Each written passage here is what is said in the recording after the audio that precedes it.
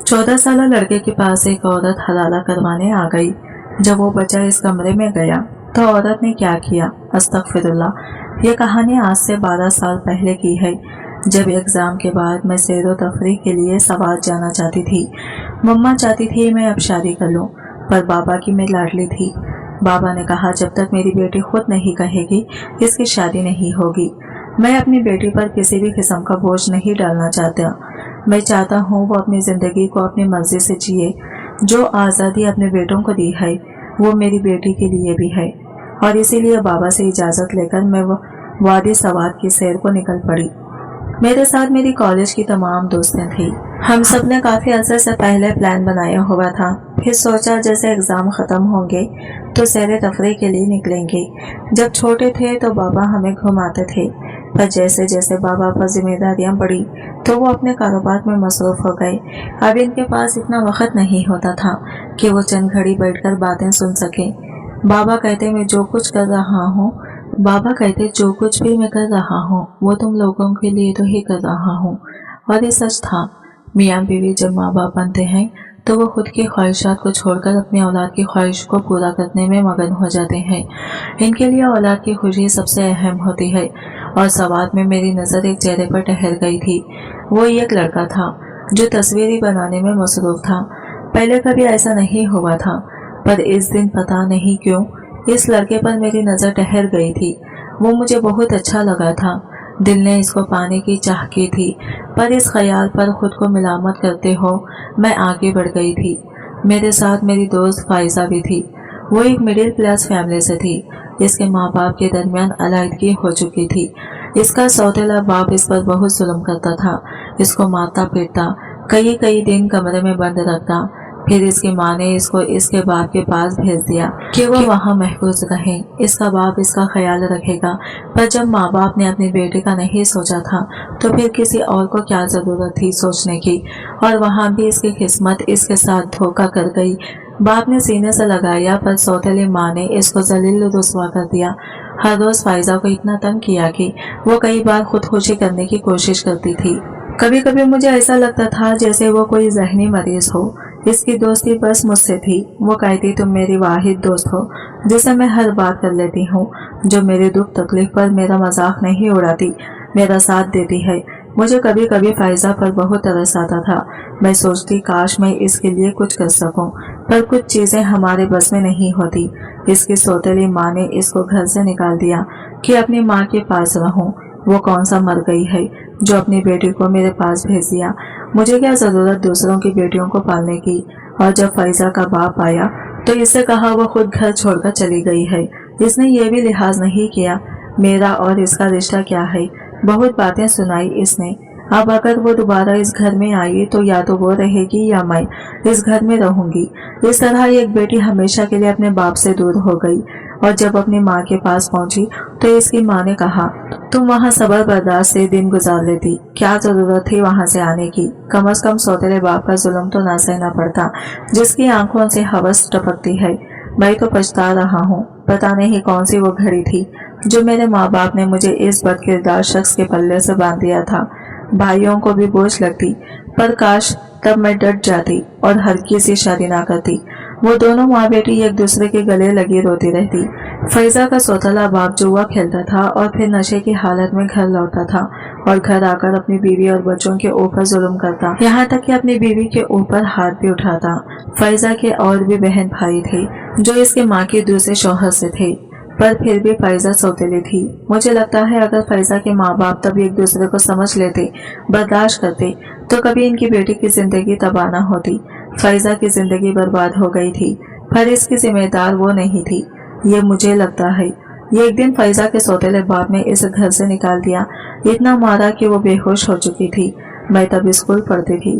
फैजा कई दिन से स्कूल नहीं आ रही थी तो मैं इसकी खबर लेने चली गई और जब वहां पहुंची तो फैजा दरवाजे के बाहर बेहोश पड़ी थी। अनगिनत मक्खियां इसके जख्मों पर बैठ रही थी। मोहल्ले में कोई भी शख्स इस 15 साल लड़की पर तरस नहीं खा रहा था। किसी ने आगे बढ़कर इसके सर पर हाथ नहीं रखा था। किसी ने इसके सौतेले बाप का गिरेबान नहीं पकड़ा था। सब अपने अपने कामों में जाने के लिए निकल रहे थे। बस एक सरसरी सी नजर फैजा पर डालते और गुजर जाते। इस दिन मैं बहुत रोई थी। लोगों की बेहसी पर। भला ऐसा कैसे हो सकता है एक इंसान आपके सामने मर रहा हो और लोग तमाशाई बनकर देख रहे हों। मैं फैजा के पास बैठी हाथ में पकड़ी बोतल से इसके मुंह पर पानी की छींटे मारी तो वो होश में आई और फिर मैंने ड्राइवर अंकल की मदद से फैजा को गाड़ी में बिठाया और हॉस्पिटल ले गई। वहाँ वो कुछ दिन दाखिल रही। इसकी मम्मा भी आ चुकी थी। वो बहुत रो रही थी, कहती मैं क्या करूं, कहाँ लेकर जाऊं। इसको वक्त गुजरता गया। मैं फैजा का ख्याल रखने लगी। जो चीज अपने लिए ले लेती वही इसके लिए भी। स्कूल से लेकर कॉलेज तक मैंने इसके अखराजात उठाए। ये बात सिर्फ इसकी माँ जानती थी। मैंने कभी इसकी खुददारी को पामाल नहीं किया था। अक्सर वो मुझसे लड़ पड़ती, पर मैं जानती थी बचपन से जो कुछ इसके साथ हुआ वो इसलिए ऐसी हो गई है। मैं दरगुजर से काम लेती थी क्योंकि अपनी मम्मा को अक्सर मैंने बर्दाश्त करते चुप रहते देखा था। मम्मा कहती जरूरी नहीं हर बार हर किसी को इसकी बात का जवाब दिया जाए। अगर कोई बुरा करता है हमारे साथ तो हमें अच्छा ही करना चाहिए। अगर हम भी इसके साथ इसका जैसा सुलूक करेंगे तो इसमें और हमें क्या फर्क रह जाएगा। फैजा हॉस्पिटल से घर पहुंची तो इसका सौतेला बाप फिर से इसको मारने पीटने लगा था, पर अब वो बर्दाश्त कर जाती या आगे से कोई चीज उठाकर इसके सर पर मार देती। फिर इसकी माँ इसका रिश्ता देखने लगी, पर कोई भी इससे शादी को तैयार नहीं था। ऐसा नहीं फैजा में कोई कमी थी, बल्कि इसके सौतेले बाप की वजह से सब लोग जानते थे इसका सौतेला बाप जुआ खेलता है, अच्छा इंसान नहीं है। फिर फैजा की माँ ने जैसे भी करके इसका रिश्ता तय कर दिया, पर शादी से एक दिन पहले इसके सौतेले बाप ने लड़के वालों के घर से सब सामान को बेच डाला और जो कुछ फैजा की माँ ने जोड़ा था सब कुछ फरोख्त कर चुका था। इस दिन वो माँ बेटी जैसे घर आई। घर बिल्कुल खाली था, इसका जहेज का सामान कहीं भी नहीं था और लड़के वालों ने शादी से एक दिन पहले सब कुछ जानकर शादी तोड़ दी। अब सब लोग फैजा पर बातें करते। जब ये एक दिन पता चला फैजा के 13 साला भाई जो इसके सौतेले बाप बेटा था किसको किसी ने मार दिया था, वो बहुत बुरी हालत में था। ऐसा किसने किया किसी को कोई सुराग न मिल सका। फैजा बिल्कुल पागल लग रही थी और फिर इस दिन इसकी हालत को देखते हुए मैं हमेशा के लिए इसे अपने घर ले आई और मम्मा ने कहा घर में तुम्हारे भाई हैं, किसी भी जवान लड़की को ऐसा घर में नहीं रख सकती। तुम बाप बेटे को सोशल वर्कर करने का इतना शौक है तो घर से बाहर किया करो। और मैंने फैजा के लिए ओनेक्सी में अच्छा सा कमरा सेट करवाया। मुझे डर था कहीं इसने सब बातें न सुन ली हो, पर इसको नॉर्मल देखकर मैंने सुख का सांस लिया था। फैजा ने कहा तुम्हें मुझे यहाँ नहीं लाना चाहिए था, तुम्हारे घर वाले क्या सोचेंगे। मैंने कहा तुम मेरी दोस्त हो और अब से यही रहोगी।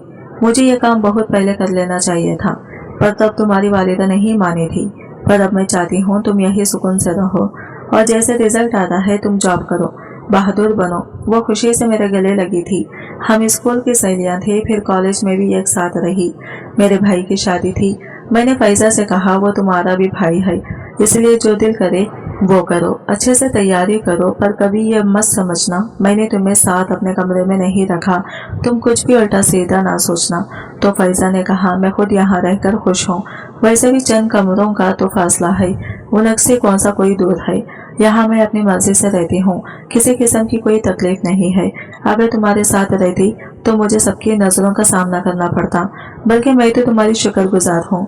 तुमने मेरा हर कदम रह साथ दिया है। अगर तुम मेरी जिंदगी में ना होती तो ना जाने मेरा क्या बनता, मैं बिल्कुल तन्हा हो जाती। वो रोने लगी थी और मुझे बहुत दुख हो रहा था। इतनी प्यारी लड़की ने बहुत मुश्किल वक्त देखा था। मैं इसकी जिंदगी में खुशियां भर देना चाहती थी, पर मेरी मम्मा कहती तुमने अपने दोस्त को ज्यादा सर पर सवार कर लिया है, और मैं कहती वो मेरी बहन है।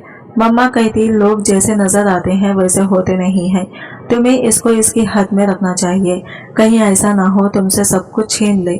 मैं आजकल इसको देख रही हूँ, वो मेरी लाई हर चीज घर से उठा लेती है जो मैं तुम्हारे लिए लाती हूँ, और मुझे हरगिज ये बात पसंद नहीं है।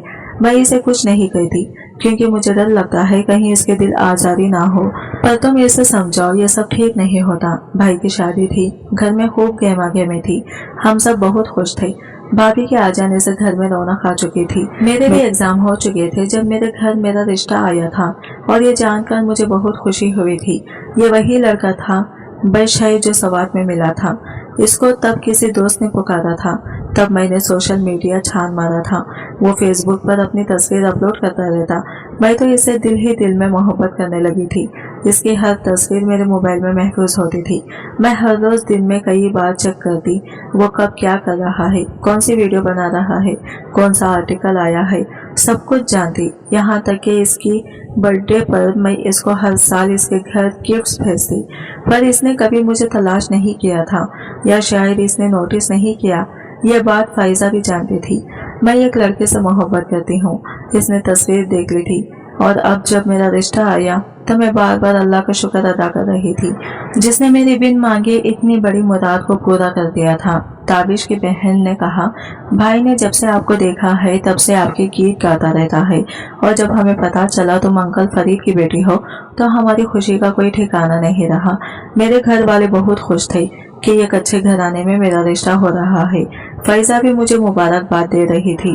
میں نے فائزہ سے کہا، تم فکر مت کرنا، میں تمہارے لیے بھی ایک بہت پیارا سا لڑکا ڈھونڈوں گی۔ پر میں جانتی نہیں تھی اکثر لوگ دل میں حسد رکھ کر دوسروں کی خوشیوں کو کھا جاتے ہیں۔ گھر والوں نے بہت بڑا فنکشن رکھا تھا میرے نکاح کا، پر پتہ نہیں کیوں مجھے ایسا لگا جیسے تابش کی نگاہیں کسی اور کو ڈھونڈ رہی تھی۔ میں اس کے پاس بیٹھی تھی پر وہ خوش نہیں لگ رہا تھا، اس کے چہرے کا رنگ بدل رہا تھا۔ پھر وہ اپنی بہن کو کچھ کہہ رہا تھا۔ اس کی بہن نے فوراً مجھے دیکھا تھا، میں کچھ سمجھ نہیں پا رہی تھی۔ ہمارا نکاح ہو گیا، میں بہت خوش تھی۔ اپنی محبت کو پال لینا بہت بڑی خوش نصیبی ہوتی ہے۔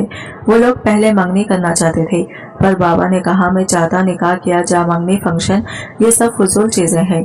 جب ایک جگہ رشتہ کرنا ہی ہے تو پھر کسی فارمیلٹی کی ضرورت کیا ہے۔ جب ہمارا رشتہ طے ہوا تھا میں نے بس تصویر دیکھی تھی، تابش کی اور ہاں کر دی تھی۔ نہ کبھی ہماری بات ہوئی تھی اور نہ کبھی ہم ملے تھے۔ چٹ منگنی فٹ بیا والا کام ہوا تھا۔ ہماری نکاح کو 4 ماہ ہونے والے تھے۔ مجھے تابش کی کال کا شدت سے انتظار رہتا۔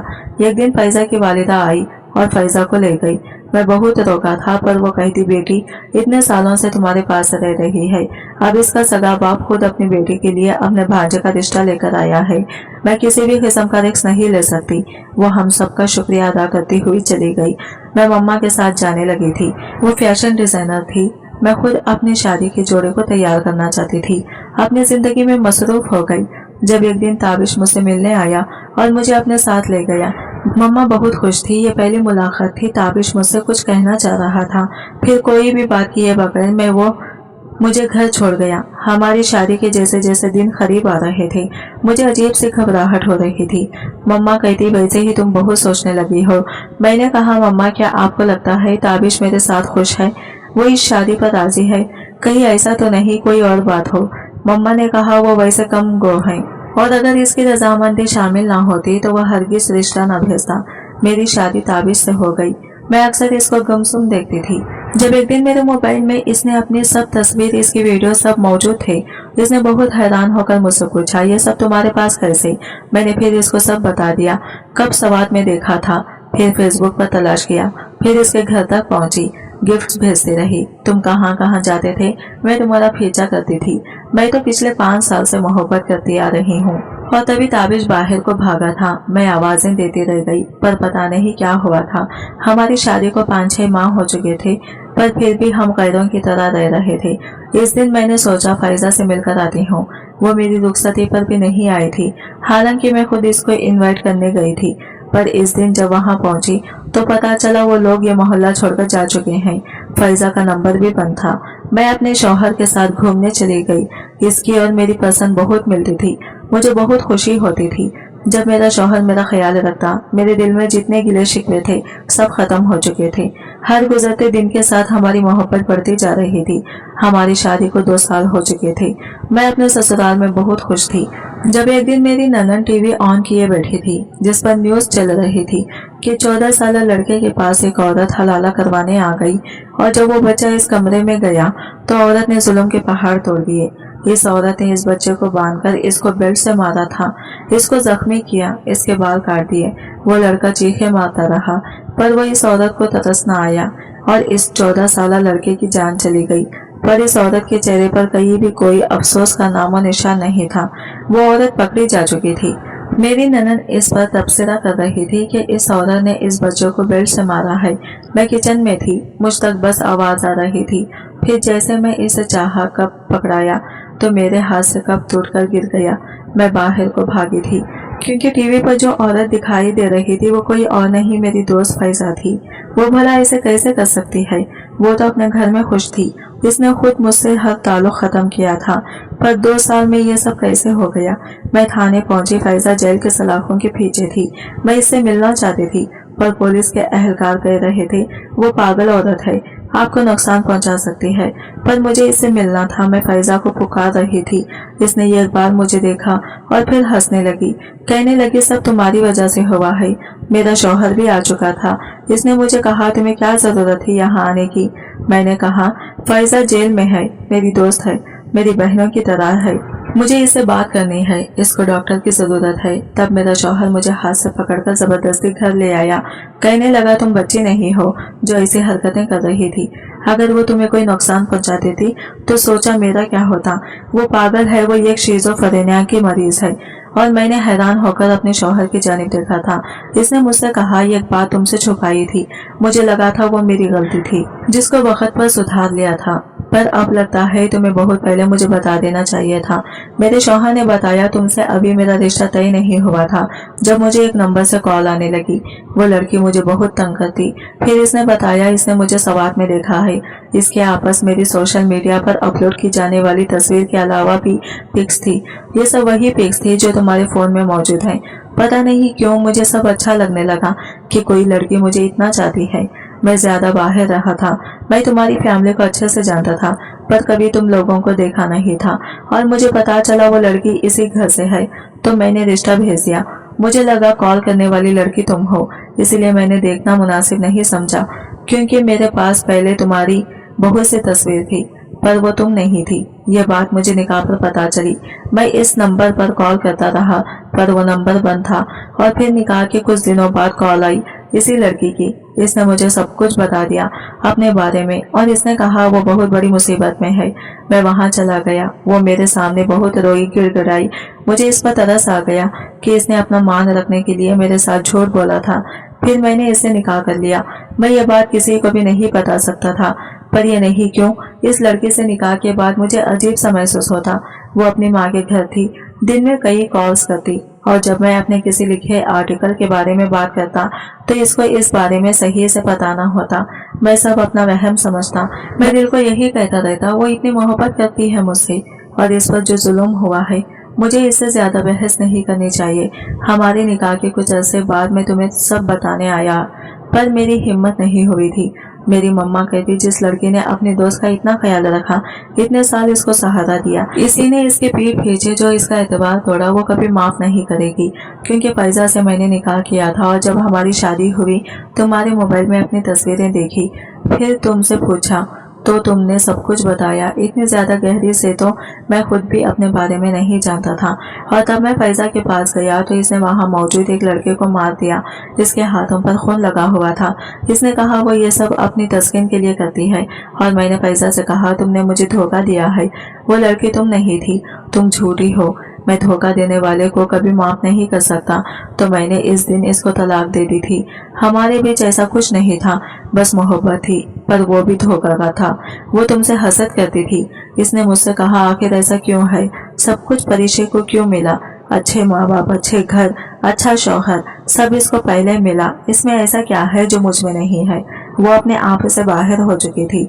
मैं घर वापस आ गया, और तब मुझे फैजा के बारे में बहुत कुछ पता चला कि फैजा को शिज़ोफ्रेनिया है, जो एक संगीन ज़हनी आरिज़ा है जिसमें लोग हकीकत की गैर मामूली तशरीह करते हैं। शिज़ोफ्रेनिया के नतीजे में फरेब, धोखा और इंतहाई बेतरतीब सोच और रवैये के कुछ इम्तिजाज हो सकते हैं, जिसमें इसको मरीज को लगता है वो जो चाहता है सबसे छीन सकता है। ऐसे लोग नाकारा हो जाते हैं। और ये बीमारी तब होती है जब एक बच्चा मुसलसल किसी ज़हनी दबाव में रहा हो, जिसको ज़हनी टॉर्चर दिया गया हो। और फैजा ने खुद अपने सौतेले बाप को मार डाला, और जो इसका भाई मरा था, जो इसके सौतेले बाप का बेटा था, इसको भी फैजा ने जान से मारा था। फैजा जिस बीमारी में मुब्तला है, ऐसे मरीज को चीखों पुकार, खून, दूसरों का रोना सब तस्कीन देता है। पर शीज़ोफ्रेनिया वाले लोगों को ताहयात इलाज की जरूरत होती है। मैं अपने शौहर की बात सुनकर फूट फूट कर रोती थी। मेरे शौहर ने मुझसे माफी मांगी थी। इसने कहा, जिस दिन मुझे सारी सच्चाई पता चली, मैं अपने रब को हाजिर नाजिर जानकर कहता हूँ, मेरे दिमाग में कभी फैजा का ख्याल नहीं आया था। वो सब अनजाने में हुआ था, पर मैं सच्चाई नहीं जानता था मैं क्या कहती। मुझे कुछ समझ नहीं आ रहा था, पर मुझे अपने शौहर को माफ करना था, अपने होने वाले बच्चे की खातिर जो मेरे पेट में था। फैजा को मेंटल हॉस्पिटल दाखिल करवा दिया था, जहां इसका इलाज चलता रहा, और एक दिन इसकी सांसें हमेशा के लिए थम गई। वो मेरी दोस्त थी, आज भी मेरी दुआओं में जिंदा है, पर रहा, और एक दिन इसकी सांसें हमेशा के लिए थम गई। वो मेरी दोस्त थी, आज भी मेरी दुआओं में जिंदा है, पर काश वो खुद पर कंट्रोल करती, खुद को मजबूत बनाती, पर वो दूसरों से छीनने लग गई थी, और मुझे लगता है इसमें इसका कोई कसूर नहीं था। शायद किस्मत में यही सब लिखा गया था। वो माँ बाप जो अपने बच्चों पर जुल्म की इंतहा कर देते हैं, काश वो जान सकते इनका ये रवैया इनके बच्चों को अंधेरा की इस गहरी खाई में ढकेल रहा है, जिससे वो अपनी जिंदगी में कभी न कभी मुतासिर जरूर होते हैं। कुछ अपनी जान दे देते हैं, कुछ दूसरों की जान ले लेते हैं। आज की वीडियो कहानी आपको कैसी लगी कमेंट करके जरूर बताइएगा, और वीडियो अच्छी लगी है तो लाइक शेयर जरूर कीजिएगा, हमारे चैनल को सब्सक्राइब करें फ्रेंड्स। मिलते हैं अगले वीडियो के साथ, तब तक के लिए बाय बाय, टेक केयर, अल्लाह हाफिज।